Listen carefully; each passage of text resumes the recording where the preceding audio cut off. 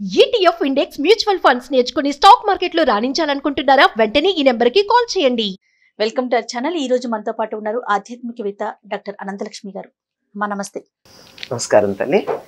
అమ్మా, రిలేషన్స్ అది ముఖ్యంగా అన్నతమ్ములు అక్క చెల్లెళ్ళ మధ్య ఎలాంటి రిలేషన్స్ ఉంటున్నాయి ప్రెసెంట్ మనం చూస్తా ఉంటే? పెళ్ళయ్యే వరకు ఒకలాంటి రిలేషన్. ఇప్పుడు ఒక అమ్మాయి ఒక అబ్బాయి ఉన్నారనుకుందాం. ఇద్దరు పెళ్లి కాకముందు చాలా మంచిగా అన్యోన్యంగా ఉంటారు. పెళ్ళయి ఎవరింటికి వారు వెళ్ళిపోయినాక ఏదో ఒక గ్యాప్, ఒక దూరం అనేది పెరిగిపోతా ఉంది వాళ్ళ రేపు. ఎట్లా అమ్మా? మీరు అడిగిన ప్రశ్న అన్నదమ్ముల అక్కచెల్లెల మధ్య అడిగారు. కానీ అన్నదమ్ముల మధ్య అక్కచెల్లెల మధ్య కూడా ఉండాలి ఇది. ఎట్లయినా సరే సిబ్లింగ్స్ అంటారు ఇంగ్లీష్ లో, అంతే.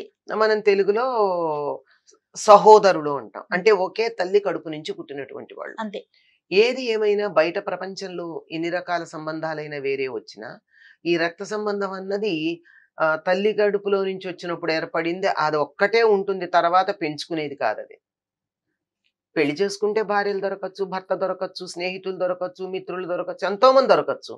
కానీ అన్నదమ్ములు అక్క చెల్లెళ్ళు అన్న వాళ్ళు వీళ్ళే దొరుకుతారు కదా, వీళ్ళకి మించి ఉండరు కదా. ఈ మాట మనకి రామాయణంలో తార చెప్తుంది కూడా. వాలికి బోధ చేస్తూ, నువ్వు ఇంత ఎందుకు చేస్తావు, ఇక్కడ ఉన్నటువంటి వాళ్ళందరూ నా పక్షాన ఉన్న వాళ్లే తప్ప నీ రక్త సంబంధం వాళ్ళు ఎవరున్నారు ఈ రాజ్యంలో, ఇక్కడ నీ తమ్ముణ్ణి తెచ్చుకోమని చెప్తుంది.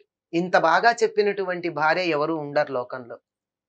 భర్తకి నీ తమ్ముణ్ణి ఆదరించు, నా పుట్టింటి వాళ్ళు ఉన్నారు కానీ ఇక్కడ నీ ఓకే నీ తల్లి కడుపున పుట్టిన వాళ్ళు ఎవరు నీకు తోడు లేరు, జాగ్రత్తగా తెచ్చుకోమని చెప్తుంది.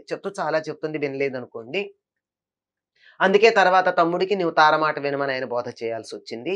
ఇటువంటి సంబంధాలన్నవి మనకు ఆదర్శప్రాయంగా గనక చూసినట్టయితే మన చరిత్రలో బాగా కనపడతాయి. రామాయణంలో చూసినా, భారతంలో చూసినా. రామాయణంలో అన్నదమ్ములు ఎలా ఉండాలి అన్నది వీళ్ళు రామలక్ష్మణ భరత శత్రుఘ్నులు, ఎలా ఉండకూడదు అన్నదానికి వాలి సుగ్రీవులు, ఎలా ఉండొచ్చు ఉండకూడదు అన్నదానికి రావణుడు, విభీషణుడు, కుంభకర్ణుడు. ఎట్లా ఉండకూడదో కుంభకర్ణుడు చూపించాడు, ఎట్లా ఉండాలో విభీషణుడు చూపించాడు. కుంభకర్ణుడు కూడా రావణుడికి ఎంత బోధ చేస్తాడో తెలుసా? మనకు అవి తెలియదు. కుంభకర్ణుడు అంటే ఊరికే బలం ఉందంతే తప్ప బుర్ర లేదనుకుంటాం. చాలా బోధ చేస్తాడు. అంతా చేసి వినకపోతే సర్లే ఏం చేస్తాను, అన్నగారివి కదా నీ మాట వింటానన్నాడు. విభీషణుడు అన్నాడు, నువ్వు అన్నగారివి, నేను ఇంత బోధ చేసినా వినకపోతే నిన్ను వదిలిపెట్టెడుతున్నాను అని విభీషణుడు వెళ్ళాడు. ఈ విధంగా అక్కడ ఎట్లా ఉండాలో ఎట్లా ఉండకూడదో అక్కడే ఆదర్శాలు ఉన్నాయి. అదే విధంగా మళ్ళీ మనకు భారతంలో గనక చూసినట్టయితే కౌరవులు పాండవులు వీళ్ళుగానే ఉన్నారు, వాళ్ళుగానే ఉన్నారు, ఒక కట్టగానే ఉన్నారు తప్ప విడిపోలేదు. కనుక ఇటువంటి సంబంధాలన్నీ మనం చూస్తూ ఉంటే ఆధునిక కాలంలో కూడా అన్నదమ్ముల మధ్య ఎటువంటి సంబంధాలు ఉండాలి అన్నది అక్క చెల్లెళ్ళు అన్నదమ్ముల మధ్య మనకి ఆదర్శప్రాయంగా వాటినే మనం గ్రహించాల్సి ఉంటుంది. సరే, అటువంటిది ఆదర్శము ఏదో చరిత్ర అని కాకుండా మనకి ప్రాక్టికల్ గా కనుక చూసినట్టయితే నిత్య జీవితంలో మిగిలినటువంటి వాళ్ళన్ని బంధాలు మధ్యలో వస్తాయి, మధ్యలో పెడతాయి. ఆఖరికి పెళ్లి చేసుకుంటే భార్యాభర్తలు కూడా. కానీ పుట్టుకతో వచ్చిన సంబంధం ఏముంది? అన్నదమ్ములదే కదా. అందుకే రక్త సంబంధం చాలా బలం. ఆంగ్లంలో అంటారు blood is thicker than water అని. ఎందుకంటే ఈ ఒకే తల్లి గర్భంలో ఒకే మావి దగ్గర వీళ్ళిద్దరూ పెరిగారు గనక ఒకళ్ళకి కష్టం కలిగితే రెండో వాళ్ళకి ఆ కష్టం అప్రయత్నంగా తెలుస్తుందండి. పైకి మేము కాదని అనుకున్నా తెలుస్తూనే ఉంటుంది. అయితే ఈ రోజుల్లో మనం దాన్ని మించిపోయి హార్దిక సంబంధాల కన్నా ఆర్థిక సంబంధాలు ఎక్కువైపోయినాయి. హార్దిక సంబంధాలు అంటే హృదయ సంబంధం, ఆర్థికం అంటే డబ్బు. హార్దిక ఆర్థిక సంబంధాలు అధిగమించటం వల్ల ఈ చుట్టరికాలన్నీ కూడా మనకి డబ్బుతో ముడిపడి ఉండడం, చిన్నప్పుడు బాగానే ఉన్న పెళ్లిళ్ళు అయిపోయాక మార్పులు వచ్చేయడం. ఈ వచ్చేయడాల్లో ఏమనిపిస్తూ ఉంటుందంటే, ఇందాక మీరు అన్నారే వదిన వచ్చిన తర్వాత మా అన్నయ్య మారిపోయాడని. కానీ ఇక్కడ ఇంకో సంగతి గుర్తుపెట్టుకోవాలి, మన అత్తగారింటికి వెళ్ళాక మన భర్త ఎంత మారాడు అన్నది. అది ఆలోచించుకున్న తర్వాత అన్నయ్య మారాడు అని. అన్నయ్య మారితే సంతోషించాలి. అప్పటి వరకు బాధ్యతగా లేనటువంటి వాడు వదిన వచ్చాక బాధ్యతాయుతంగా ప్రవర్తిస్తున్నాడని సంతోషించాలి కదా. అంతేగా. అయితే అక్కడ కూడా చిన్న తేడాలు ఉంటాయని కూడా, మనుషులు కదా, మనస్తత్వాలు రకరకాలు. అక్క చెల్లెళ్ళ మీద అంతకు ముందున్న ప్రేమ లేని సందర్భంలో మాట్లాడుకుంటే బాగుంటుంది తప్ప లేకపోతే లేదు.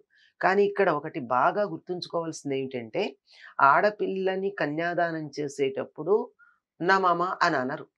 వస్తువు ఎవరికైనా ఇస్తే ఇదన్నమమ, ఫలానా వాళ్ళకి ఇస్తున్నాను అని చెప్పి ఇదన్నమమ, ఇహ నుంచి నాది కాదు అంటారు. కన్యాదానం చేసేప్పుడు ఆ మాట అనరు. ఆ అమ్మాయిని ఇస్తారు గాని మేము అమ్మాయి మీద అధికారం వదులుకోవటం లేదు అంటారు. అంటే పుట్టింటి బాధ్యత ఆడపిల్లలకు కూడా ఎప్పుడు ఉంటుంది. పుట్టింటి బాధ్యతే కాదు, పుట్టింట్లో అధికారం కూడా ఉంటుంది ఆడపిల్లకి. ఈ సంగతి మనం మర్చిపోవడం వల్ల అనేక సమస్యలు వస్తూ ఉన్నాయి.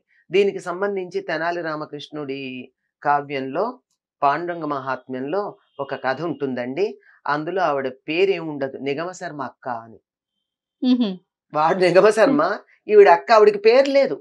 ఎందుకు పెట్టలేదంటే నేను చెప్తూ ఉంటాను, లోకంలో దారి తప్పిన తమ్ముళ్ళందరికీ ఆవిడ అక్కగా ఉంటుంది గనక ఆవిడ అక్కే. పుట్టింట్లో వాడు చేయకూడని పనులన్నీ చేసి ఆస్తి అంతా కోల్పోయి ఇంటికి రాక భార్య ముఖం చూడక అప్పులు చేసేసి ఆస్తి అంతా అమ్మి తాకట్టు పెట్టి రోజు గడవని పరిస్థితి ఇంటికి తెచ్చి తల్లి తండ్రి దుఃఖపడుతూ ఉన్న సమయంలో ఈ సంగతి తెలిసి అక్కగారు పుట్టింటికి వస్తుంది. వచ్చేప్పుడు భర్తని పిల్లల్ని తీసుకొస్తుంది. అంటే పుట్టింట్లో తన బాధ్యత నిర్వర్తించటానికి తన భర్త పిల్లల సహకారం తీసుకుందంటే మన కుటుంబ వ్యవస్థ ఎంత గొప్పదో అర్థం చేసుకోండి. చూడండి, తన పుట్టిల్లు బాగు చేయడానికి భర్తని పిల్లల్ని తెచ్చింది. అంటే తను వదిలిపెట్టి వస్తే తిరిగి వెళ్ళేప్పటికి ఎట్లా ఉంటుందో, వాళ్ళు తన కళ్ళ ముందు ఉండడం మంచిది. తనకి సహకారం కూడా చేస్తారు. అట్లా చేసి ఇల్లంతా చక్కదిద్దుతుంది. ఎంత బాగా చక్కదిద్దుతుంది, తల్లిదండ్రుల్ని కేకలిస్తుంది, మంచి దారిలో పెడుతుంది, ఇల్లంతా బాగు చేస్తుంది. అసలు ఒక సిక్ యూనిట్ ని బాగు చేయాలంటే ఏముంటాయో మేనేజ్మెంట్ అనేది ఆవిడ దగ్గర నేర్చుకోవాలి మనం. సరే, తమ్ముడు వచ్చేదాకా చూసింది, మరదలకి ఏం చేయలేకపోయిన బాధపడింది, తమ్ముడికి బుద్ధి చెప్పింది. వాడు కొంతకాలం అక్కగారు చెప్పిన మాట విన్నట్టు నటించి కొంతకాలం బానే ఉన్నాడు. అంటే అన్నదమ్ముల అక్క చెల్లెళ్ళ సంబంధాల గురించి చెప్తున్నాను. తమ్ముడు గాని అన్న గాని చెడిపోయినా, ఆర్థికంగా ఇబ్బందుల్లో ఉన్నా, కుటుంబం ఏ కారణంగా అన్న వీధిన పడినా దానిని సరిదిద్దవలసినటువంటి అధికారము బాధ్యత రెండు ఆడపిల్లకు ఉన్నాయండి. మన ధర్మశాస్త్రాలు చెప్పినటువంటి మాట. కనుక అక్క చెల్లెళ్ళు అన్నదమ్ములు ఒక్కటిగా ఉండడం అన్నది చాలా ప్రధానం. తమ్ముడు కుటుంబాన్ని బాగు చేయడానికి వచ్చింది ఆవిడ. అలాగే తన తండ్రి గారు యజ్ఞం చేస్తూ ఉంటే తనని కుమార్తెగా స్వీకరించిన తర్వాత శాంతాదేవి భర్తతో పాటు వచ్చి అక్కడ ఉండి పుత్రకామేష్టిలో అక్కడ నిర్వహణ అంతా చేయడం జరిగింది. కనుక ఇంట్లో ఆడపిల్లలకి ఉన్నటువంటి స్థానం చూస్తే అన్నదమ్ములు అక్క చెల్లెళ్ళని ఎట్లా చూడాలో తెలుస్తుంది. అంత గౌరవంగా చూస్తారు గనకే వాళ్ళు కుటుంబ శ్రేయస్సు కోరుకుంటారు. ఇప్పటికి కూడా ఇంట్లో ఏదన్నా శుభకార్యం జరిగితే ఇంటి ఆడబడుచుకుని గౌరవించటం మనకి పద్ధతి, సాంప్రదాయం. అంతే కదమ్మా. ఆఖరికి పెళ్లిలో కూడా ఆడబడుచు చీరనోటి పెడతారు. అంతే. తమిళనాడులో కనుమ నాడు ఇంటి ఆడపిల్లలు వచ్చి పొద్దున్నే ఇంత వంట చేసి ఇంతంత అన్నం ముద్దలు తయారు చేసి ఆకుల్లో పెట్టి ఊరి చివర ఉన్నటువంటి చెరువు గట్టుకు గాని నది గట్టుకు గాని తీసుకెళ్లి పక్షులకు ఆహారం పెట్టొస్తారు. ఆడపిల్లలే చేస్తారు. పెట్టొచ్చి అప్పుడు స్నానాలు చేస్తారట. ఆ చేసిన సందర్భంలో తమ కుటుంబ శ్రేయస్సు కోసం వాళ్ళు ఈ పని చేస్తారు గనక అన్నదమ్ములు వాళ్ళకి బట్టలు పెడతారు. ఆడపిల్ల ఎప్పుడు కూడా పుట్టింటి శ్రేయస్సు కోరుకుంటూ ఉంటుంది. ఈ సంగతిని అన్నదమ్ములు మర్చిపోకూడదు. అలాగే అన్నదమ్ముల యొక్క శ్రేయస్సు కావాలి అని అనుకున్నప్పుడు ఇంటికి వదిన గాని మరదలు గాని వస్తే తన సోదరుడు ఆవిడ మాట వింటుంటే మంచి అన్యోన్య దాంపత్యం అని మనం సంతోషించాలి తప్ప పెళ్ళయ్యాక భార్య మాట వింటున్నాడు అని చెప్పి మనం తక్కువగా భావించటం అన్నది తప్పు. ఈ రకంగా మెయింటైన్ చేయడం అన్నది మొన్నటి దాకా మన దేశంలో ఉండేదమ్మా. ఈ కాలంలో ఇందాకే నేను ఒకటి మాట చెప్పాను, ఆర్థిక సంబంధాలు మిగిలిన వాటన్నిటిని మింగేయటం వల్ల అన్నదమ్ముల మధ్య తగాదాలు వస్తున్నాయి, అన్నదమ్ములు అక్క చెల్లెల మధ్య కూడా వస్తున్నాయి.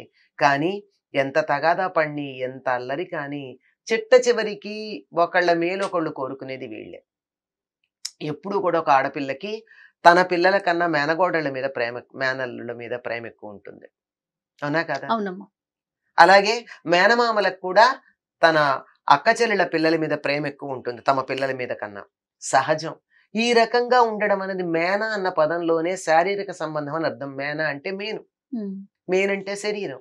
ఈ బంధం దేంతో వచ్చింది? కొని తెచ్చుకుంటే వచ్చింది కాదు, సామాజికంగా వచ్చింది కాదు, డబ్బుతో వచ్చింది కాదు, శారీరకమైన సంబంధం వల్ల వచ్చింది.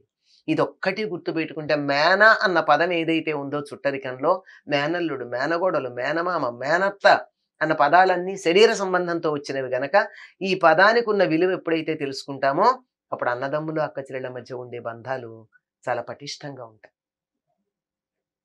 ఈ ఒక్క అర్థం మనం ఈ పదాలు, తెలుగు పదాలు మర్చిపోయామేమో, వెనకాలన్న ఆ పదాల వల్ల వ్యక్తమయ్యే సంస్కృతిని కూడా మర్చిపోయాం. అది గుర్తు చేసుకుందాం చాలమ్మా.